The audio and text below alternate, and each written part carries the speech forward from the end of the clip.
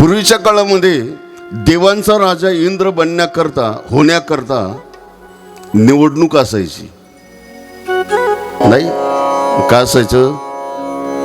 देवांचा राजा जर इंद्र बनायचा असेल ना, तर त्या राजाला 100 यज्ञ करावे लागायचे. किती? 100 यज्ञ.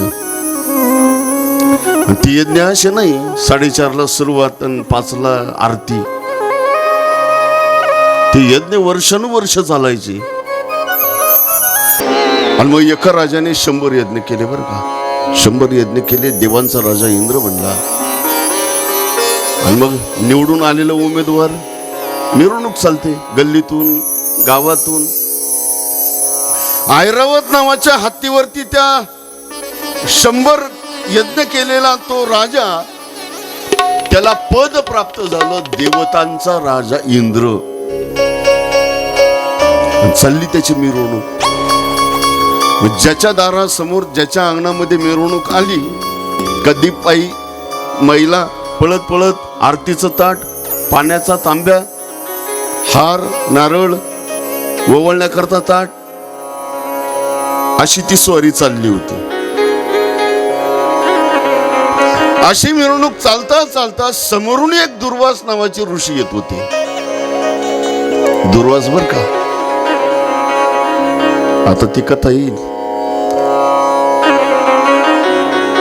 आत्री आणि अनुसयेला या 3 देवांपासून 3 पुत्र झाले होते. भगवान दत्तात्रय हे भगवान विष्णूच्या आशीर्वादापासून, ब्रह्मदेवाच्या आशीर्वादापासून त्या आत्री आणि अनुसयेला चंद्र नावाचा मुलगा, आणि भगवान शंकराच्या आशीर्वादापासून त्या आत्री आणि अनुसयेला हा दुर्वास नावाचा मुलगा. हा दुर्वास बर का. हे दुर्वास ऋषी समोरून येत होते. विचार करतायत कालच निवडून आला, आपण सुद्धा त्याचा सत्कार करावा. म्हणून एक नारळ, एक हार घेतला आणि त्या हत्ती हाकणाऱ्या माहुताकडे दिला, इंद्राच्या गळ्यामध्ये घालला. मग त्या हत्ती हाकणाऱ्या माहुताने तो हार घेतला, इंद्राच्या गळ्यामध्ये घालणार. इंद्राने तडकन तोडला, फेकून दिला खाली. इंद्र म्हटला, 5-5 हजाराचे हार माझ्या गळ्यामध्ये, या गोसाव्याने किती रुपयाचा? 5 रुपयाचा हार. ताडकन तोडलं, खाली फेकला, हत्तीच्या पायाखाली तुडवलं गेलं. अपमान झाला साधूचा, अपमान झाला ऋषीचा. ते दुर्वास होते, साधे ऋषी नव्हते. त्यांच्या नावातच त्याचा अर्थ आहे काय? दुर्वास. त्यांच्या जवळ कधीच जायचं नाही. दूर म्हणजे लांब, वास म्हणजे राहणे. कधीच त्यांच्या जवळ कुणी जायचं नाही. खमंग महत्व होता. राग आला, कालच निवडून आला, निवडणुकीच्या आधी ह्या मळ्यात जाय, त्या मळ्यात जाय, ह्या झोपडपट्टीत जाय, याच्या पाया पड, त्याच्या पाया पड. कधी न पाहणाऱ्याच्या पाया पडले जातं. कधी? निवडणुकीच्या आधी. आणि नंतर 5 वर्ष पुन्हा तपासच नाही त्याचा. कुठं काश्मीरला जातो का पाकिस्तानला जातो, काम तर नाहीच नाही, पण वार्डात सुद्धा चमकत नाही माणसं. दुर्वासाने सांगितलं कालच निवडून आला, आणि एवढा गर्विष्ठ, एवढा उन्मत्तपणा, शापच देऊन टाकला. इंद्रा काल निवडून आला, काल इंद्र झाला, एवढा उन्मत्त बनला, एवढा गर्विष्ठ झाला, माझा तुला शाप. काय शाप दिला माहितीये का? तुझी सगळीची सगळी संपत्ती समुद्रात पडेल, सगळंची सगळं धन समुद्रात पडेल. पडलं ना. 14 रत्न होती प्रमुख, 14. आणि मग सत्ताहीन झाला, संपत्तीहीन झाला, मग गयावया करू लागला. ब्रह्मदेवाकडे केला. ब्रह्मदेव म्हटलं माझ्या हातात काही नाही, भगवान विष्णूला विचारा. भगवान विष्णूकडे गेल्यानंतर भगवान विष्णू म्हटले, मी जगताचा निर्माता जरी असलो, पण अहम भक्त पराधीना, मी सुद्धा पराधीन आहेत, पण भक्ताच्या पुढे जाऊ शकत नाही. इंद्र, अरे एक वेळेला माझा अपमान केला असता तर चालला असता रे. एक वेळेला भगवान शंकराचा केला असता तो चालला असता, साधूचा. या कथेमधून हे तत्व घरी घेऊन जायचे असतात बरं का. एक वेळेला तुम्ही देवाला माना न माना फरक पडत नाही, एक वेळेला ग्रंथ धर्म माना न माना, पण आपल्या जीवनामध्ये साधूचा अवमान होईल, साधूचा अवमूल्यता होईल, साधूचा अपमान होईल, असं तरी वागू नका. आणि इंद्रा, तुझ्याकडून तेच घडलं. म्हटले देवा, गुन्हा कबूल आहेत, आता मार्ग सांगा. म्हटले इंद्रा, तुझी संपत्ती जर पाण्यातून काढायची असली ना, त्याला आता मंथनच करावं लागेल. म्हटले देवा, संपत्ती बादलीत नाही पडली, मंथन करून काढायला. विहिरीत नाही पडली, नदीत नाही पडली, कुठं पडली? समुद्रामध्ये. आणि समुद्राचं मंथन करायला लावता तुम्ही. म्हटले अरे इंद्रा, समुद्राचंही मंथन करता येईल. म्हटले देवा, एवढा मोठा समुद्र, त्याला रवी केवढा लागेल? म्हटले इंद्रा, मंदराचल नावाचा पर्वत आहे, त्याचा रवी बनव. या जगतामधला सर्वात मोठा पर्वत आहे मंदराचल, त्याचा रवी बनव. आणि या जगतातला सर्वात मोठा सर्प आहे वासुकी नावाचा, त्याचा दोर बनव. पण इंद्र, एक सांगू का, हे समुद्र मंथन नुसते हे करू शकत नाही, वरण भातावाल्याचं काम नाही ते, त्याला हे खाणारे सुद्धा लागतील. खाली जा, राक्षसांचं सहकार्य घे, त्यांचं मीटिंग घे, त्यांना कबूल कर, काम आम्हाला मदत करा. हे देवतांचं काम नाही.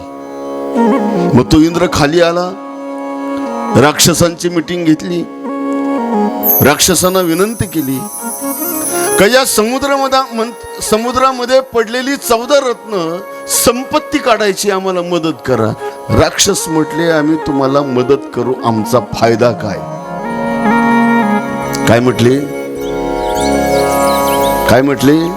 आम्ही तुम्हाला मदत करू देवतांनो, पण आमचा फायदा काय? असं कोण म्हटलं? आमचा फायदा काय, तरच आम्ही तुम्हाला मदत करू, असं कोण म्हणतं? नाही कळालं?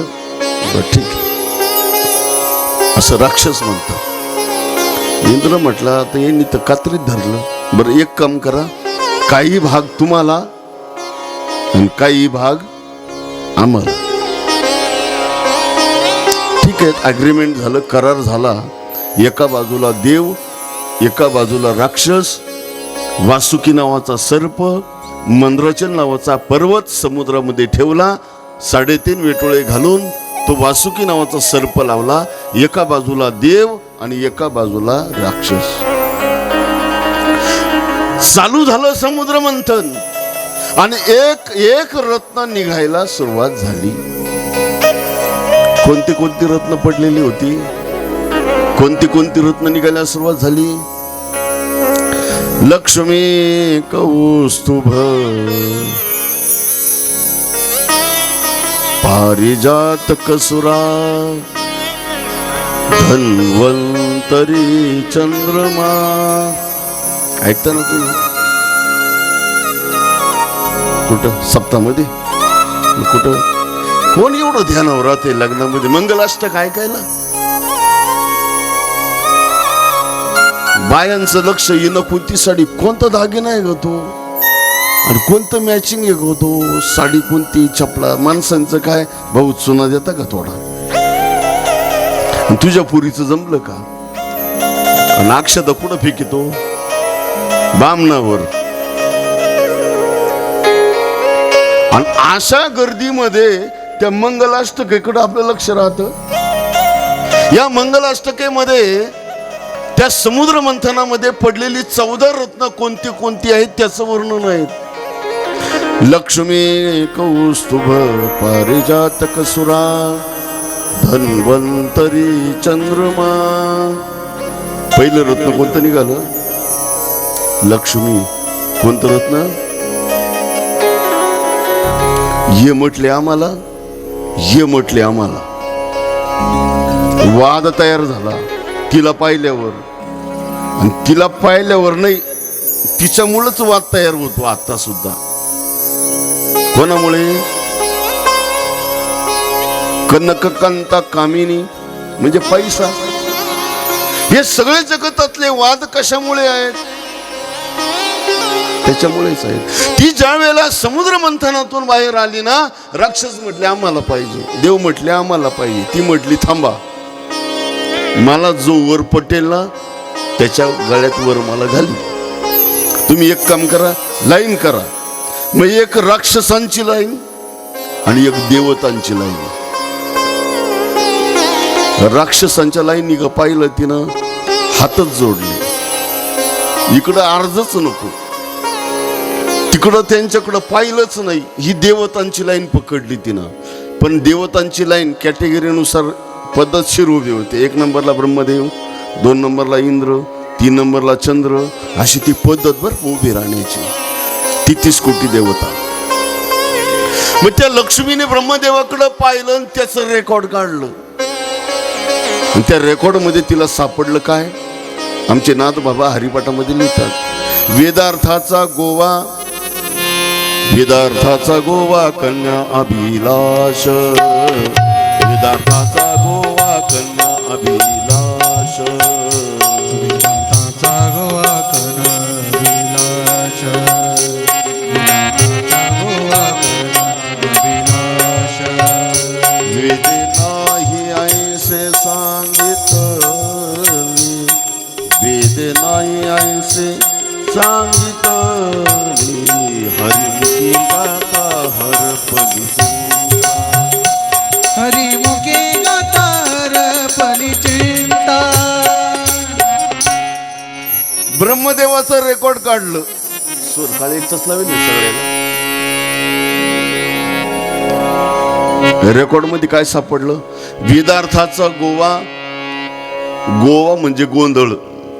वेदामध्ये जो गोंधळ घातला ना, या ब्रह्मदेवाने घातला. आणि कन्या अभिलाष, सावित्री मुलगी कोणाची, कोणापासून जन्माला आली आणि कोणाची बायको झाली? वेदार्थाचा गोवा, कन्या अभिलाष. अरे ज्याला स्वतःची मुलगी कळाली नाही, कशाचा हा ब्रह्मदेव? वय बाजूला. लक्ष्मीनं ब्रह्मदेवाला केलं बाजूला. 2 नंबरला इंद्र, त्याचं रेकॉर्ड काढलं. इंद्रा पडली भगे, चंद्र झाला काळा, नारद चुकला चाळा भजनाचा. एक देवाचं रेकॉर्ड काढलं. ती म्हणे आता सगळे काळेचे, सगळेचे पानं काळेचे. सगळ्यांना नाकारलं. लांब गेट जवळ भगवान विष्णू पाठ करून उभे होते. भगवान विष्णूला पाहिलं, त्यांचं रूप पाहिलं, आणि तिच्या लक्षामध्ये आलं या जगतामध्ये या देवा एवढं सौंदर्य कोणाजवळच नाही. पण त्यांनी तर पाठ केली. या जगतामध्ये कोण आहेत? भगवान विष्णू एवढंच. पांडुरंग कांती दिव्य तेज झळकती, पांडुरंग कांती दिव्य तेज झळकती, पांडुरंग कांती दिव्य तेज झळकती, पांडुरंग कांती दिव्य तेज झळकती. रत्न केळ पाकती प्रभा, अगणित लावण्य तेज पुराळे, नवनविते तिची शोभा.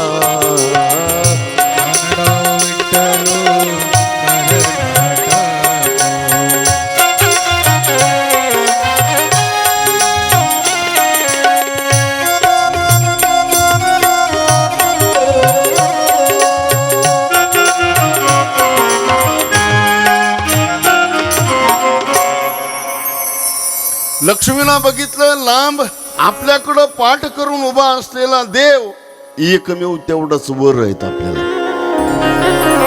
आता तिघड एक सुटता कामा नाही. राक्षसांना सोडलंय, देवतांना सोडलंय, हातामध्ये वरमाला घेऊन ती लक्ष्मी माता पळत पळत जाते आणि भगवान विष्णूच्या गळ्यामध्ये वरमाला घालणार.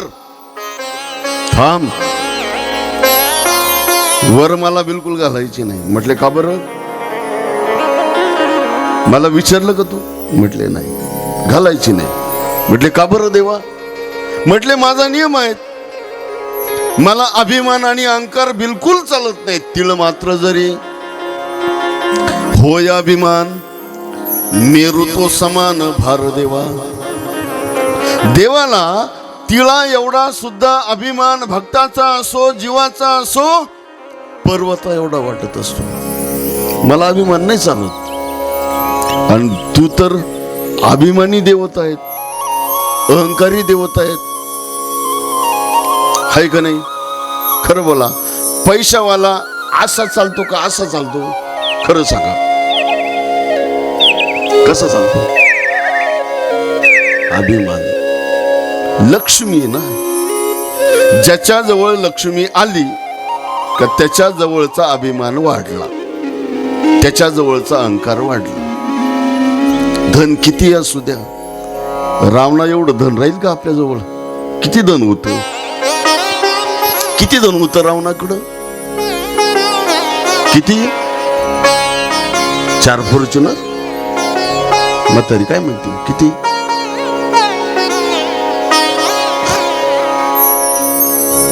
7 कोटी घर, शुद्ध कांचनाची सप्तकोटी. 7 कोटी घर, कांचन म्हणजे सोन्याची होती, बँटेक्स नाही. खरं सांगा, आपल्या जवळ धन किती आहे? आता घरी गेल्या गेल्या कपाट उघडा, कपाट उघडल्या कपाटातलं सोनं एकदा बाहेर काढून पहा. मला माहिती 4 क्विंटलच्या वर काय निघणार नाही. क्विंटल नाही, मग किलो, किलो पण नाही. मग सांगा, रावण कुठं, आपण कुठं? त्या रावणाचा घात धनाने केला आणि आपल्या 2-2, 3-3 ग्रॅमवरली मंडळी, आपण तोळ्यावरली मंडळी. पण तिचा स्वभाव असतो, ती ज्याच्या जवळ जाते मुळात ती देवताच अशी आहे. लक्ष्मी म्हणजे अहंकारी देवता, अभिमानी देवता. भगवान विष्णू म्हटले माझ्याजवळ तुला जागा नाही, माझा नियम आहे. तिळ मात्र जरी होय अभिमान, मेरू तो समान भार देवा. तिनं विचार केला, आता हे जर गिराईक गेलं ना मग काही खरं नाही. मग कुंभमेळा 27चा एवढं एकच गिराईक आहेत.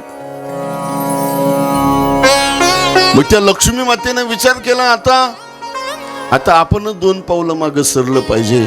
म्हणून ते हात जोडले लक्ष्मी मातेने आणि भगवान विष्णूला विनंती केली, देवा अभिमान टाकून देते, अहंकार टाकून देते. आमचे ज्ञानेश्वर महाराज ज्ञानेश्वरीमध्ये या लक्ष्मीचं वर्णन करतात. मग सर्वस्वे करुणी सेवा, अभिमान सांडोनी पांडवा. आणि मग ती पाय धुवा.